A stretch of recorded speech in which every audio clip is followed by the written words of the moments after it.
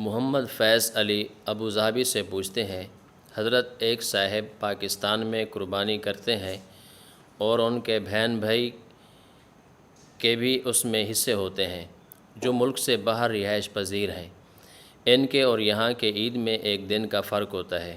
اگر ان کی قربانی کسی وجہ سے پاکستان کے حساب سے تیسرے دن ہو، باہر ملک کا چوتھا دن ہوگا، ایسی صورت میں ان کے بھائی اور بہن کی قربانی ہو جائے گی یا نہیں؟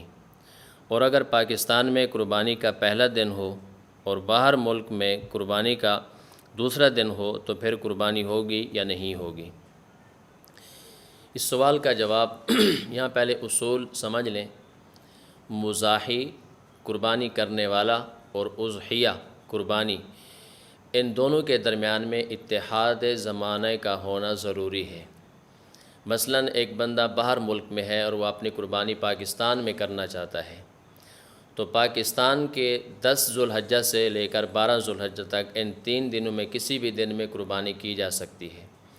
اگر پاکستان کے 10 ذو الحجہ کو قربانی ہوگی تو باہر کے ممالک کا وہ دوسرا دن ہوگا۔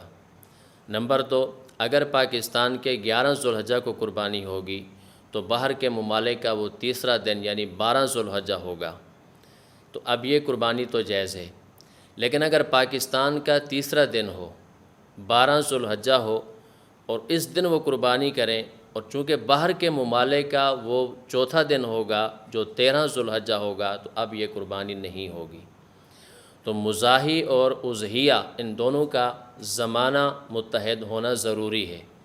10 کو کر لیں ٹھیک ہے پاکستان کے حساب سے، 11 کو کر لیں ٹھیک ہے پاکستان کے حساب سے۔